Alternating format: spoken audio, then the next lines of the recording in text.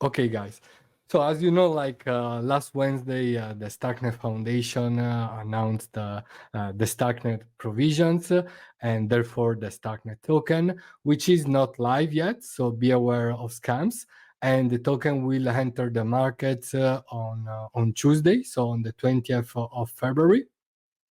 And therefore, do not trust any links promising you to sell you Stark. And yeah, so basically they announced the provisions, and they also shared the eligibility dashboard where you can check whether you are eligible or not. First of all, I would like to congratulate on the people who managed to be eligible for this first round of the StarkNet tokens. And then obviously I would like to share also my empathy for those who unfortunately didn't manage to be eligible. And then we'll also comment, on some of the details and the news, and also the critics that have been addressed to this airdrop design. And and we're also going to comment a bit all the categories. So first of all, we can have a look at the airdrop design, which, to be honest, guys, there's been a lot of FUD, especially after the announcement, the day after, also connected to the upcoming unlocking of big amount of StarkNet tokens that will happen in April. And but honestly speaking, I found the airdrop design, with all due respect for those who didn't get any tokens, but to be honest with you, I think the airdrop design surprised me in the good sense, in the sense that I found it, quite innovative, quite, the biggest, obviously the biggest airdrop so far, in the sense that no one have ever allocated 1.3 million tokens so far. Maybe there will be bigger airdrops, but objectively speaking, this is a very huge allocations, and it was also a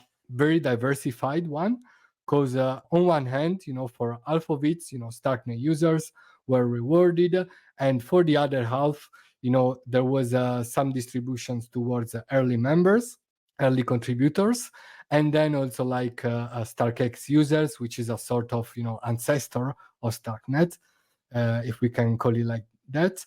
And then there was also, quite a huge allocation towards the Ethereum layer one community, which made this airdrop the most aligned, the most Ethereum-aligned aligned airdrop so far, because like StarkNet managed to include, for the first time in the airdrop history, they managed to include some some Ethereum stakers, and they account for like 21.80% of the total distribution of this airdrop. So we are talking about 19,000 recipients that were eligible for this category. Then also it was nice to see that some money was also allocated to EIP authors, so to those people who worked on those Ethereum approval proposals that were published before November 2023.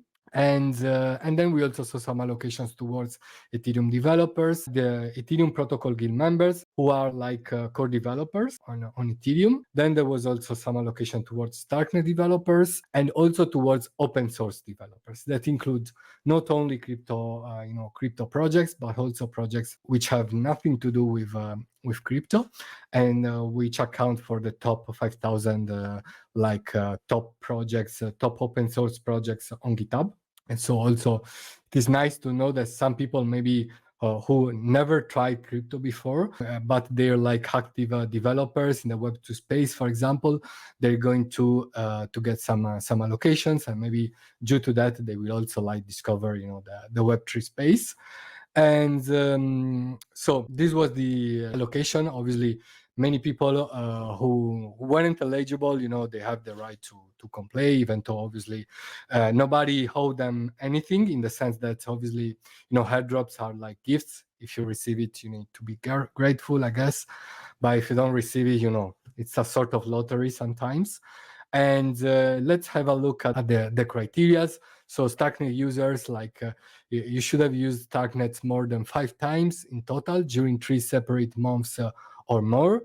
transacted with a cumulative amount of at least $100 before November 15th, 2023, and had 0.005 ETH, equivalent of $10 or more in your account on that date. Well, let me drink for because this is going to be a long one.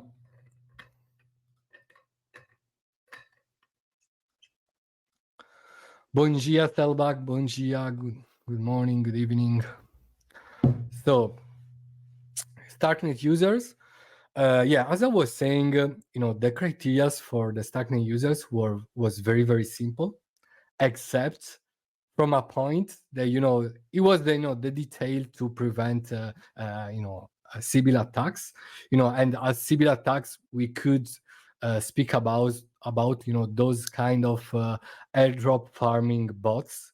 We are talking about very organized, like also I don't know if they can be considered illegal or legal, but they're like they are players that organize a ring, where they farm airdrops, in order obviously to sell them once they receive them, and then just move to the next project.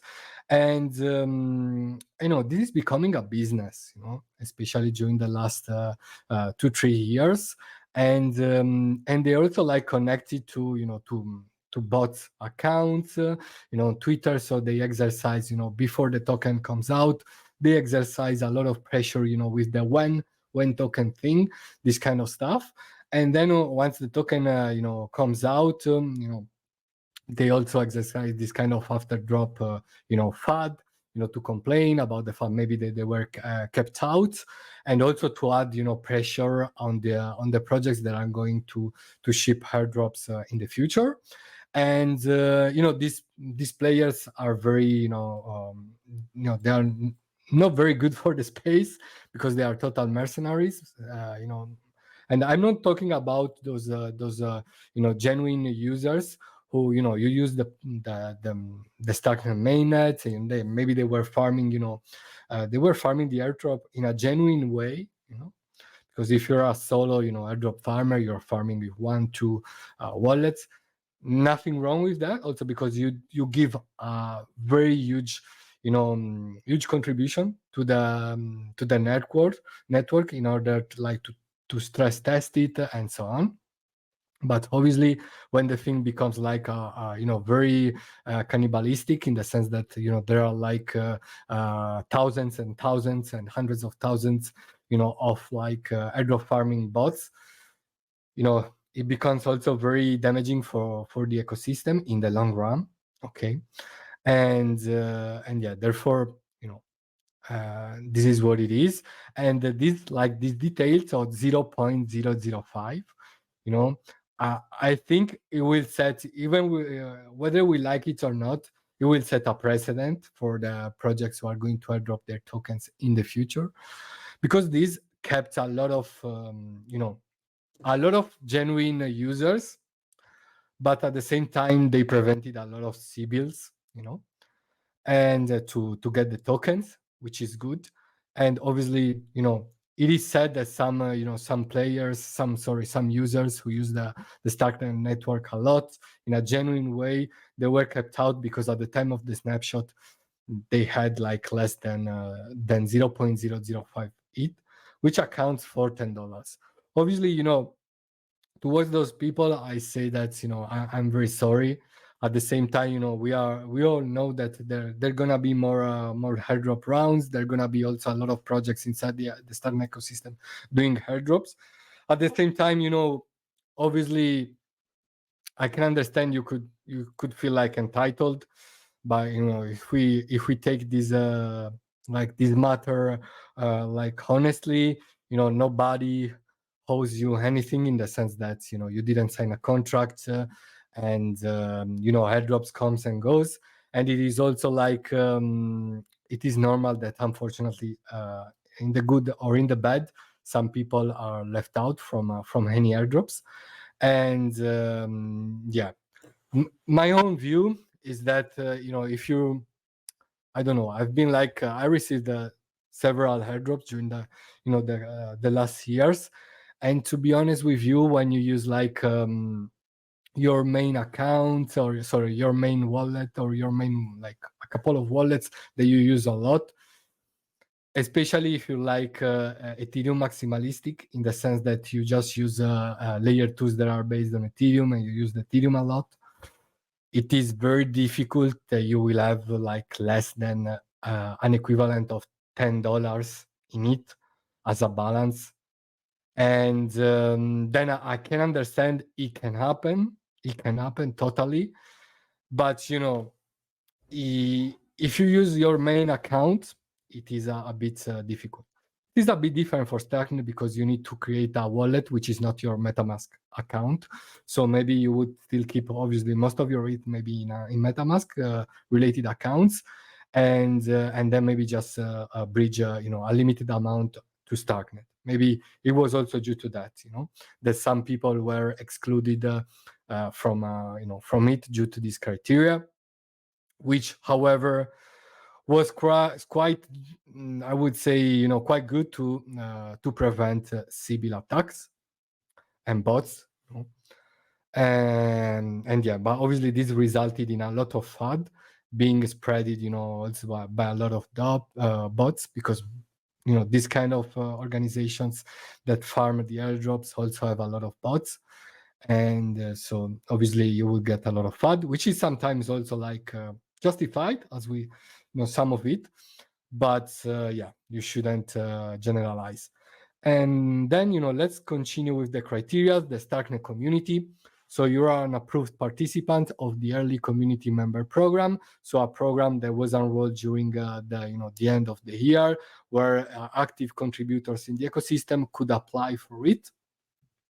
And it was included in the airdrop allocations. It accounts for almost 9% of the total allocation. We're talking about around 50 million tokens. And yeah, guys, so what should I say about this? I think, if, you know, I would have kept these programs a bit outside the airdrop, the first round. I would have just maybe even allocated it before the airdrops, or like shortly after, in a parallel way, because obviously people are like comparing STRK users' airdrop allocations with STRK communities allocations, which is quite different, guys, because we are talking about members who like spent 2 years actively working on the ecosystem, creating a lot of content, working a lot as a developers, and many of them, you know, they just self-funded themselves, and you know, therefore obviously the allocation were different. There were different tiers, if I remember well, like 180k, 90k, 40k, 20k, and 10k, depending on their activities, on the quality of their activities, on the quantity of their activities, and so on. But you know, to be honest, you shouldn't confuse you know, the allocations for the active community members with STRK users one. And yeah, then there was, you know, the STRK developers, as I said, the STRK developers category, and you should have made at least 3 commits to a repository that appears in the Electric Capital report for STRK before November 15th, 2023. At least one of these commits occurred during 2018 or later, and we're talking about 2.12% of the total allocation. Then we have the STRK users, and yeah, you know, STRK users have played a very important role for the development of STRK, because they basically stress tested the tech behind STRK.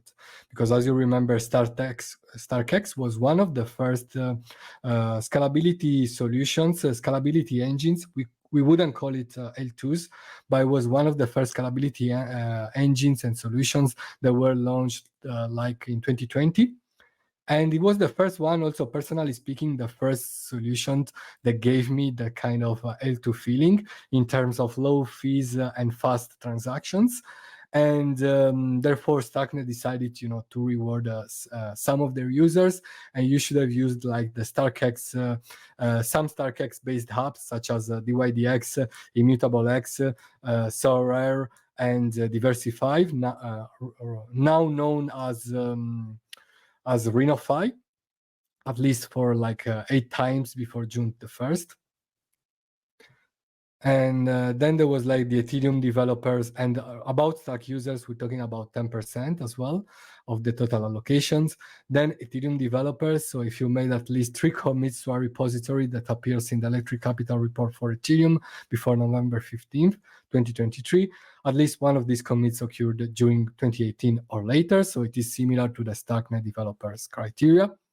And yeah, here we begin like the part of allocations that were given to Ethereum contributors. So this one about the Ethereum developers, the one about the EIP authors. So if you appeared on GitHub as an author or co-author of an EIP, Ethereum Improvement Proposal, that was published before November 15th, you would have the right to be eligible for the, for the StarkNet airdrop, for the STRK Airdrop, and yeah, and then also the Ethereum stakers and the Ethereum protocol guild.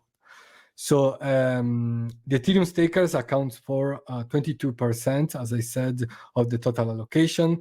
And if you staked ETH up until the merge, September 15, 2022, note that if you staked via staking pool or centralized exchange, you can claim it directly through your portal. Your provider should, which doesn't mean they will, should claim the allocated stack and distribute it to you. Okay, guys? So if you distributed, if you staked through Lido, through Rocket Pool, through Kraken, the allocation will be given to them, and then they should be, the ones to distribute it to you, which is not for granted. but yeah. And then also like the Ethereum protocol guild, so core contributors of the Ethereum protocol. And yeah, so I would also add like the GitHub developers to this kind of section. And if you made at least 3 commits to a repository that is one of the top 5,000 repositories worldwide, ranked by number of stars before November 15, 2023. At least one of these commits occurred during 2018 or later. So they also wanted to reward those open source developers, even from the Web2 space, because yeah, obviously, the idea here, compared, together with the other criterias, is that you want to also, to reward developers and core contributors who are often working behind the scenes, and they often receive nothing, from airdrops, and also the stakers, because it was the first time that an airdrop allocation was sent to was given to stakers, and I think this will also set the norm for other airdrops in the future. So, and it is also a marketing a marketing move in order to to signal to many Ethereum developers that StarkNet is a very also is a solution that cares a lot about their users, but also about the depth, because in the end it is also a very complicated tech. The StarkNet is not Ethereum virtual machine compatible, so this means that StarkNet has the highest, development costs among the layer 2s, one of the highest. And you need developers, you need talented developers to build on StarkNet, to learn about the Cairo programming language, and so on. So in this way, it's also the way to sign a look. We have a very good tech, and we would like to, to play with it as well. Feel free to, to come, and we welcome you with open hands. And so this is pretty much all the criterias.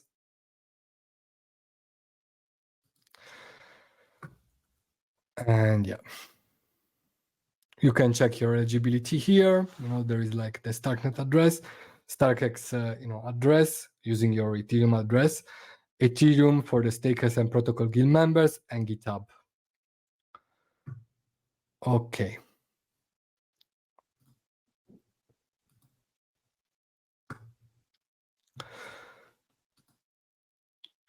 So if you want also to find out more about this historic event for the StarkNet ecosystem, we also made an impromptu Stark stream once the news came out. And we also managed to set up a DeFi panel with representatives from the ZKX derivatives protocol, the centralized derivatives protocol, from the ZK lending protocol, from the Nostra DeFi platform, from the who else? Yeah, from the Bravos wallet, from the Argent wallet, and we managed to do, a DeFi panel, some wallet chats with Argent and Bravos. So you'll find the link to our historic Star stream in the show notes, and then we also did a similar version in Spanish with my friend Nadai, where we broke down the different categories of the StarkNet provisions, and we also gave our views. Right. Okay. Speaking about the StarkNet provisions again, obviously there's also a nice thread published to X from Bankless straight after the news came out, and you can find out more about the allocations, also simplified in good visual infographics, and also the different sub criteria that give you different tiers of airdrops. So StarkNet users, like there were allocations, max allocations of 10,000 Starks, 3,600, 1,800, 1,200, 850 points, 650 points, 500 points, and so on.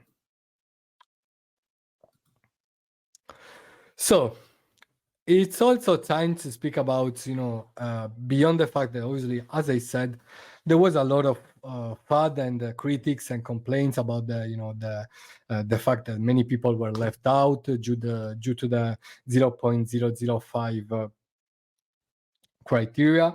And I told you my views on that. But obviously, another thing that played, on the FUD side was the fact that obviously, even though it was a very public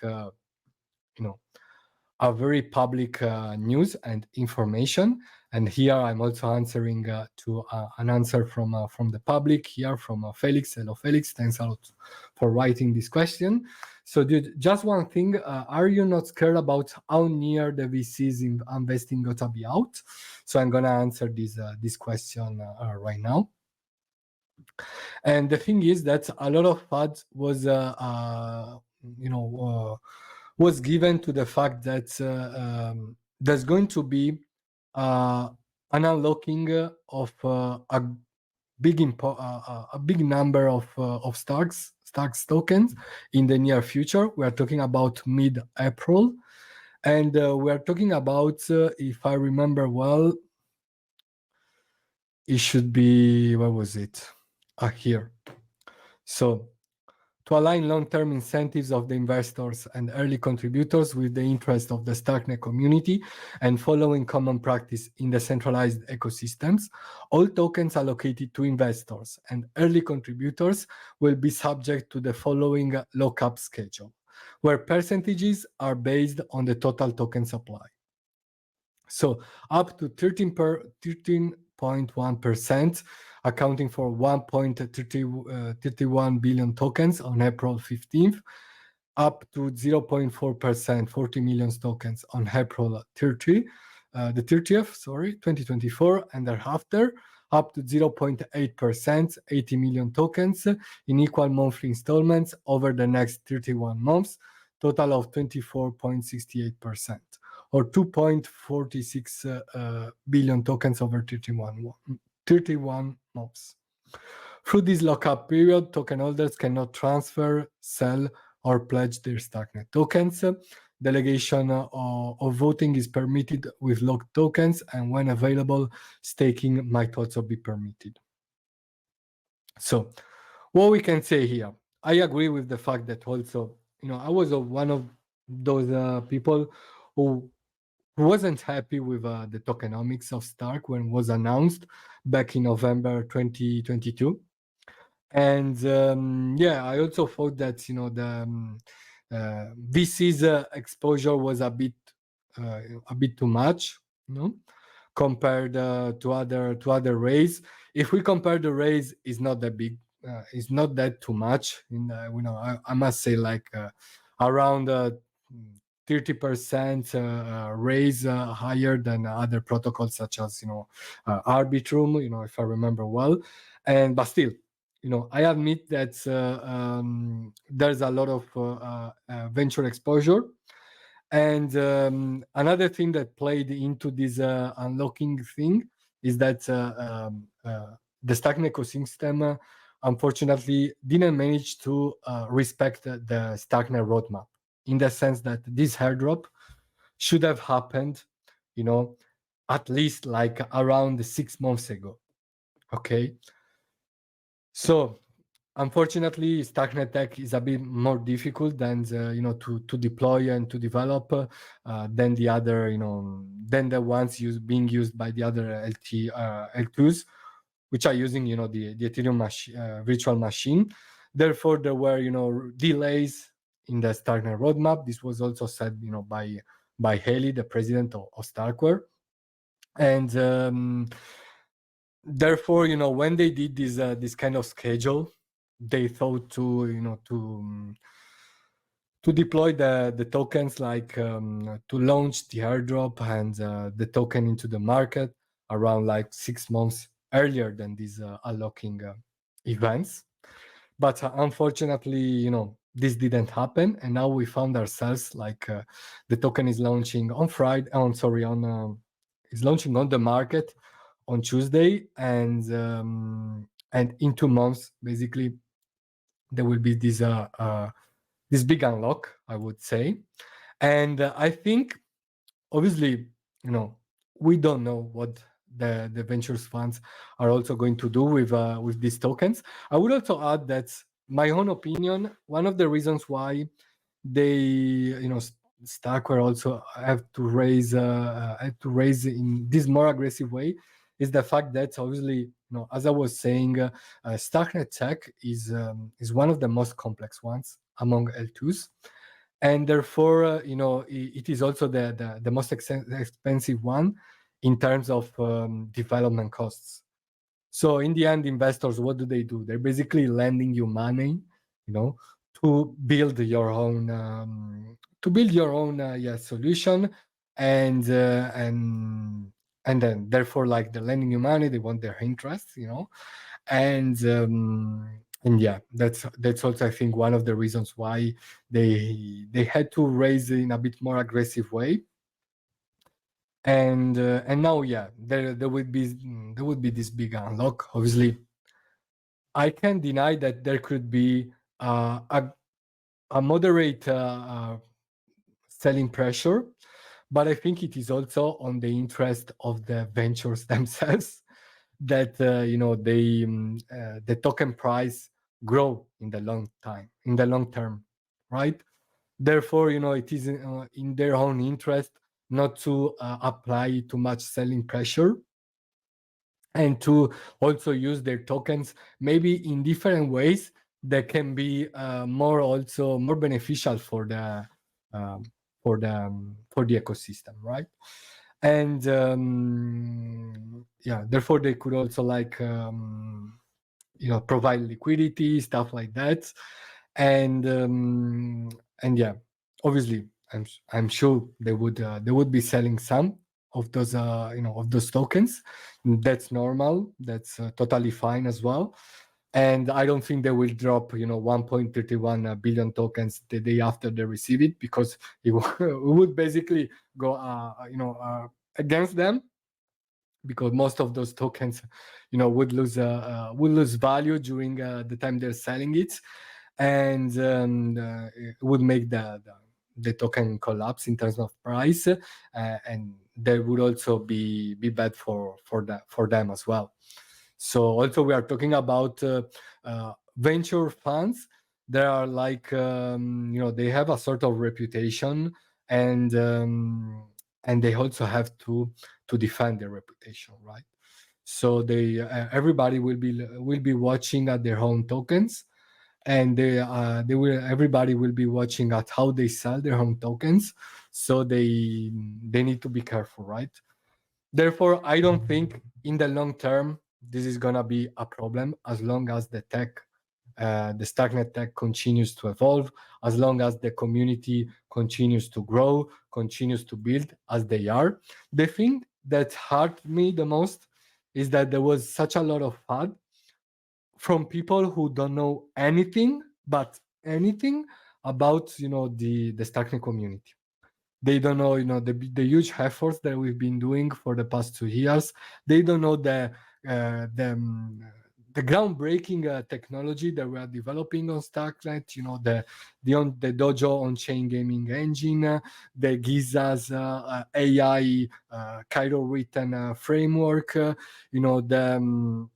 account abstraction use cases. They were building a lot of stuff, and they just ignored this organic development, and this was very very sad, to be honest, because in the end, one thing that cannot be denied is that the Stacknet community has done an amazing job during the past 2 years in doing one thing, in building stuff, in building with a complex stack, and we remained anchored during ups and downs, and we should be proud of it.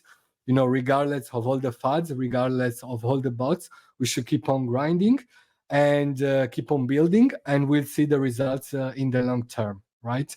So yeah, obviously the token is a token, so it is subject to volatility, but if we remain strong as a community, we would also outperform any bad events also related to the tokens.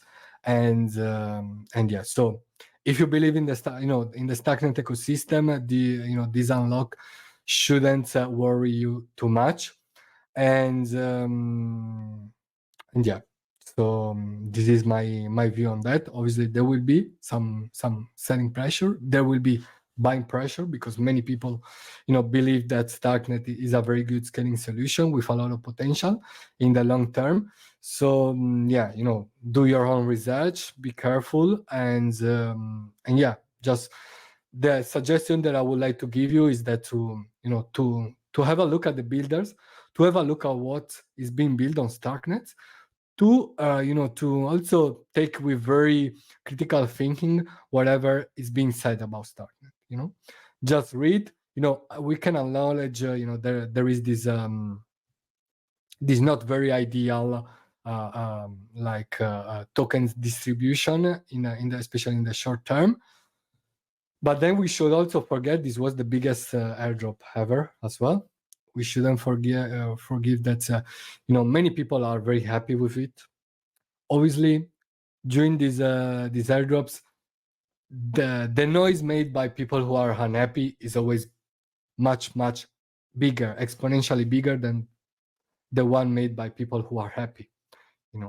This is normal. Also for the reason I told you that airdrop farming bots, they want to build pressure also for the next projects, for ZK Sync, for Linea. They want to to sign a look.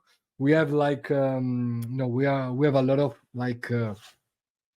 power in sense of narrative. You can fad you so much, but in the end, if you give too many tokens to this, they're gonna dump you worse than the venture funds. So you should be careful.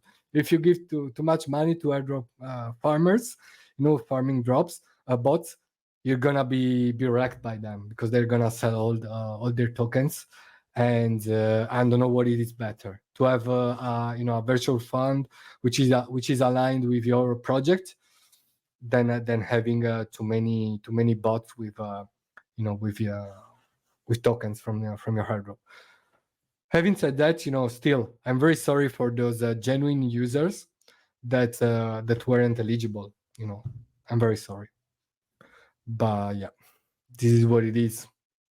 And if you want to find out more about, also Ellie's response and the STRK or STRKnet Foundation's response on, on the matter, especially regarding the token unlock, you should watch this interview made to Ellie from by Laura Shin, a big influencer.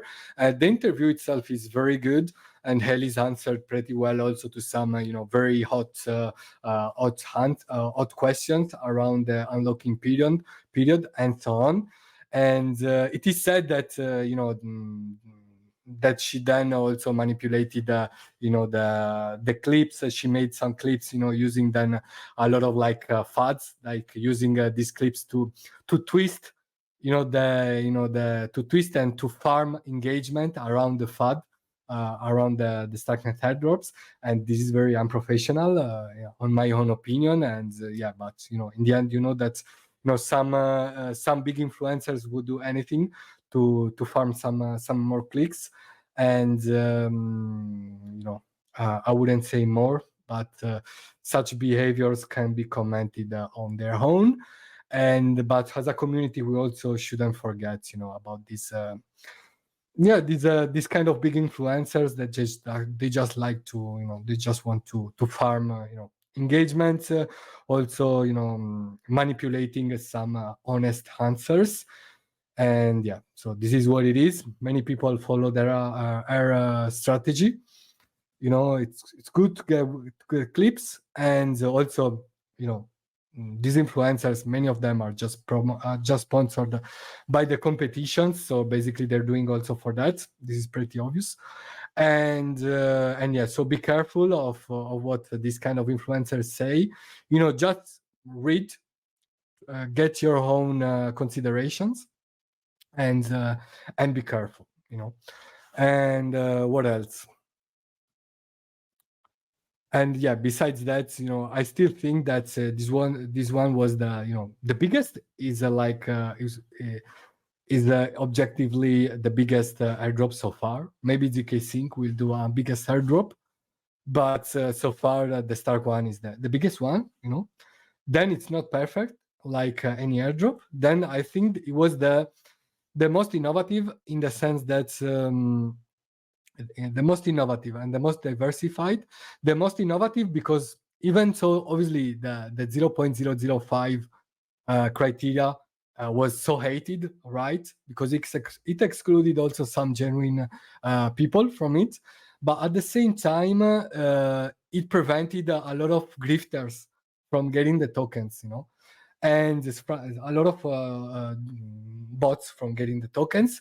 And this was innovative. And I think, whether we like it or not, this is going to be taken as an example by other projects, because whether they like it or not, they have to limit CBILS tax, and otherwise the project won't be sustainable in the future. So I think it was innovative in terms of CBIL tax, CBIL resisting airdrop design, the most diversified, because for the first time we managed to include the stakers, the Ethereum stakers community, the Ethereum EIP authors, and the guild members. Maybe they were included in other airdrops as well. I don't remember, so I don't want to say this for sure. But for sure, we are the first to include the Ethereum stakers. And this will remain in history, whether we like it or not, whether we received tokens or not, whether we like the airdrop or not. And this will remain in the history as the first airdrop to assign allocations to Ethereum-aligned stakers. So we made history for that. We should be proud for that. And so I think that was the most diversified for this one, and also the most L1 aligned, right? Because we rewarded its stakers, we rewarded EIP authors, we rewarded Ethereum developers, we rewarded Ethereum protocol guild members, we rewarded STRK users, which was actually also using Ethereum to settle on. So nobody will be able to say that STRKnet is not aligned to Ethereum from now on. So this is very, very good. So obviously it wasn't the perfect airdrop. obviously, maybe it would have been better also to give some tokens to CBILs, because maybe it would have got less less FUD by the bots, but it is what it is, guys. And I think I still believe in the StarkNet community, in the StarkNet builders, in the StarkNet tech. I won't go anywhere. I will see how the things will unfold in the coming months. I will still produce a lot of contents for all those who like it. And yeah, so I think we shouldn't care about the FUD. We should keep on grinding, following also the example of the Ethereum, which is one of the projects that received the most FUD ever, and following the example of many other projects, and let's make an example. Even though I'm very Ethereum centric, so to be honest, I've never been involved with Solana a lot, and but I need to acknowledge that their community managed to survive such a such a bad time, such a a big FUD, especially because Solana is a project that was related to some Bankman Friedman, right? So to FTX, to the FTX debacle, we're talking about the biggest scams, or like the biggest bankruptcy of the century, the biggest scams like the biggest fraud in history, and history of crypto, and also beyond. And I need to give the merit to the Solana community to just get away from from the FTX from the FTX like entities, and like to focus on not to give everything away, but just to stick with their community, with their tech, to to develop during the bear market. And they achieved amazing results, even though I don't use Solana a lot, but I respect them, and I think they did an amazing job as a community, and they showed us they showed us that any kind of FUD can be overwhelmed. Any kind of farm, as long as the community, the builders remain united, any kind of FUD will be melted away, as long as you remain united, as long as you focus on on the tech. Obviously, we don't know if will be the same for for StarkNet. I think it will be, but we should just keep on building with honesty, with integrity, and I think that strong builders become stronger during funding times. So heads up and keep grinding, StarkNet fam. Maximum respect for those who feel upset, for those who participated genuinely in the development of the network, and maybe they didn't receive the the StarkNet airdrop. Long memory, we shouldn't forget those people who farmed on the FUD. Never forget these people, guys. They will give us remembering these people will give us strength. No regret, I mean no resentment towards them, but at the same time, never forget them. Just take from their FUD, just take energy out of it, right? And then let's show them how wrong they will be. And then so in time of FUD, guys, be a lion, don't be a hyena, be a lion, and keep on building. And yeah, once again, congrats to all those who were eligible for the StarkNet airdrop. Once again, also sweet folks go to to the people who who were genuinely active in the StarkNet ecosystem, and they didn't manage to to get eligible for it. but you shouldn't despair, because there's gonna be a lot of other initiatives, a lot of other also StarkNet airdrop rounds, and also the projects building on StarkNet. I'm sure they will want to try their best to satisfy their own communities. Obviously, my I would reinforce my suggestion that when you're involved in this kind of field, you shouldn't be feeling entitled to anything unless you sign a working contract, and you should try your best to maximize your profits, stuff like that, in the most honest way possible. And at the same time, keeping in mind that there are a lot of dishonest people who just want to farm airdrops in a malicious way, and it is normal that that the people should protect themselves from it. And yeah, having said that, guys, be positive, stay positive. Bright things are on the horizon. So hopefully I will be seeing you on the next Star stream. Remember to like this stream, to share it with your friends, to subscribe to our YouTube channel, and to share the StarkNet vibe. Thanks a lot, guys, and see you next week. Goodbye. Take care.